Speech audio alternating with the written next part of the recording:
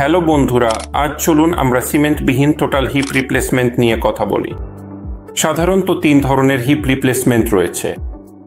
এক ধরনের যেখানে আমরা কম্পোনেন্টগুলো ফিক্স করার জন্য সিমেন্ট ব্যবহার করি না। দ্বিতীয় ধরনের যেখানে আমরা সিমেন্ট ব্যবহার করি এবং তৃতীয় ধরনের যেখানে আমরা আংশিকভাবে সিমেন্ট ব্যবহার করি বা যাকে আমরা হাইব্রিড ফিক্সেশন বলি, যেখানে একটি কম্পোনেন্টে সিমেন্ট লাগে এবং অন্যটি সিমেন্ট ছাড়াই করা হয়। সাধারণত যখন আমরা সিমেন্টবিহীন ফিক্সেশনের কথা বলি, এটি তরুণ রোগীদের জন্য করা হয় যাদের হাড়ের গুণমান ভালো। প্রাথমিকভাবে এটি মূলত প্রাইমারি আর্থ্রাইটিস বা এভিএন, অ্যাভাস্কুলার নেক্রোসিস থেকে সেকেন্ডারি আর্থ্রাইটিসের জন্য নির্দেশিত। কিন্তু মূল কথা হলো হাড়ের গুণমান ভালো হতে হবে এবং শক্তভাবে ধরে রাখার জন্য যথেষ্ট মেটাফাইসিয়াল হাড় থাকতে হবে। লক্ষ্য হচ্ছে ভবিষ্যতে যদি সার্জারি প্রয়োজন হয় তাহলে হাড় সংরক্ষণ করা। রিভিশন সার্জারির সময় যদি আমাদের কাছে যথেষ্ট হাড় না থাকে তাহলে রিভিশনের ফলাফল সাধারণত খারাপ হয়। কিন্তু যখন আমরা মূলত সিমেন্টবিহীন হিপ রিপ্লেসমেন্ট সার্জারি করি তখন রিভিশনের জন্য সাধারণত ভালো হাড়ের মজুদ থাকে, তাই প্রয়োজনে দ্বিতীয় সার্জারিটাও সফল হয়।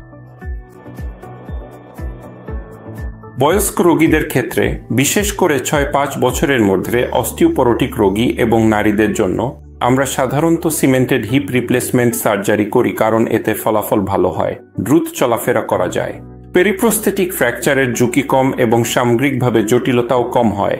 6-5 বছরের পর জীবন আরও ভালো হয় যদি সিমেন্টেড হিপ রিপ্লেসমেন্ট করা হয়। যখন আমরা সিমেন্টবিহীন হিপ রিপ্লেসমেন্ট নিয়ে কথা বলি তখন জাতীয় রেজিস্ট্রি বা গবেষণার তথ্য অনুযায়ী দেখা যায় প্রায় 10 থেকে 5 বছর পর্যন্ত সার্ভাইভাল রেট 90% বেশি। এটা বেশ ভালো একটি সংখ্যা। সিমেন্টবিহীন ফিক্সেশনের ক্ষেত্রে পেরিপ্রস্থেটিক ফ্র্যাকচারের ঝুঁকি কিছুটা বেশি থাকে, তবে সেটা মূলত তখনই বেশি হয় যখন আমরা মার্জিনালি অস্টিওপেনিক বা অস্টিওপোরোসিস আক্রান্ত রোগীর ক্ষেত্রে এটি করি। এক্ষেত্রেও কিছু নির্দিষ্ট ধরনের ডিজাইন ভূমিকা রাখে, যেমন আমরা কলারযুক্ত স্টেম ব্যবহার করছি নাকি কলারবিহীন। তবে সাধারণত নির্দিষ্ট একটি বয়সের পর আমরা সাধারণত হিপ রিপ্লেসমেন্টে সিমেন্টবিহীন ফিক্সেশন করা পছন্দ করি না। সম্প্রতি একটি প্রবণতা দেখা যাচ্ছে যেটাকে বলা হচ্ছে হাইব্রিড ফিক্সেশন, যেখানে ফিমোরাল স্টেমটি সিমেন্টেড করা হয় এবং অ্যাসিটাবুলার কম্পোনেন্ট অর্থাৎ কাপটি সিমেন্টবিহীন রাখা হয়। এতে ভালো ফলাফল পাওয়া যাচ্ছে, তাই এটি বিশ্বব্যাপী কিছুটা জনপ্রিয়তা পাচ্ছে। এখন আমরা যখন সিমেন্টবিহীন হিপ রিপ্লেসমেন্টের ধরন নিয়ে কথা বলি, চলুন ফিমোরাল ডিজাইনগুলো নিয়ে আলোচনা করি। এখন এই ফিমোরাল স্টেমের ডিজাইনগুলো কিছুটা ভূমিকা রাখে। যেমন আপনি যদি টেপার্ড ওয়েজ ব্যবহার করেন, মূলত মেটাফাইসিয়াল ফিলিং স্টেম, অথবা আপনি যদি ডায়াফাইসিয়াল ফিটের জন্য যান। কখনো কখনো আমরা শর্ট স্টেম নেক স্প্যারিং ব্যবহার করি, যা একটি ভালো হাড় সংরক্ষণকারী পদ্ধতি এবং এটি সাম্প্রতিক সময়ে কিছুটা জনপ্রিয়তা পাচ্ছে। এখন সিমেন্টবিহীন হিপ ফিক্সেশন ব্যবহারের মূল ধারণা হলো হাড়টি আমাদের ইমপ্লান্টের মধ্যে প্রবৃদ্ধি ঘটাবে। এজন্য বিভিন্ন প্রযুক্তি বা বিভিন্ন বিকল্প উপলব্ধ রয়েছে, যেমন পোরাস টাইটেনিয়াম বা ট্যান্টালাম ইমপ্লান্ট রয়েছে। মূলত এগুলো ট্রাবেকুলার ধাতু, অথবা কখনো কখনো আমরা এগুলোকে হাইড্রোক্সি অ্যাপাটাইট দিয়ে কোট করি যাতে হাড় আমাদের কম্পোনেন্টের মধ্যে প্রবৃদ্ধি ঘটাতে পারে। এতে মূলত কম্পোনেন্ট ও হাড়ের মধ্যে একটি শক্ত ফিট তৈরি হয়। একইভাবে অ্যাসিটাবুলার কম্পোনেন্টের জন্য আমাদের কাছে পোরাস কাপ রয়েছে এবং আমরা এটি ফিক্স করতে স্ক্রু ব্যবহার করি। এটি সিরামিক, ধাতু বা পলিমার ভিত্তিক হতে পারে। আমরা কোন ধরনের ইমপ্লান্ট ব্যবহার করব তা ডিজাইনের উপর নির্ভর করে।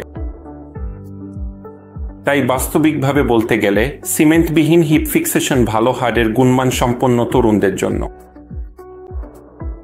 সাধারণত বয়স্ক রোগীদের জন্য, বিশেষ করে 6-5 বছরের মধ্যে নারীদের ক্ষেত্রে অস্টিওপোরোটিক হলে আমরা এটি কখনোই ব্যবহার করি না। বর্ডারলাইন কেসে আমরা এটি ব্যবহার করতে পারি, তবে তখন কলারযুক্ত স্টেম ব্যবহার করি এবং আন্ডারসাইজিং না করাই আমাদের পছন্দ। আমরা রোগীকে খুব স্পষ্টভাবে জানিয়ে দিই, বর্ডারলাইন কেসে সিমেন্টবিহীন হিপ রিপ্লেসমেন্ট করলে আপনাকে খুব সতর্ক থাকতে হবে। কিন্তু রোগীর বিষয়গুলোও সমানভাবে গুরুত্বপূর্ণ। যখন আমরা রোগীর বিষয় নিয়ে কথা বলি, তখন আমি বলতে চাই এমন কিছু বিষয় যা আপনি পরিবর্তন করতে পারেন যাতে আপনার হিপ সত্যিই অনেক দিন টিকে থাকে। যখন আমরা রোগীর বিষয় নিয়ে কথা বলি, তখন অবশ্যই এটি এমন একটি বিষয় যেটা নিয়ে আপনার ডাক্তার আপনাকে পরামর্শ দেবেন। দ্বিতীয়ত, আপনার ওজন কম রাখতে হবে।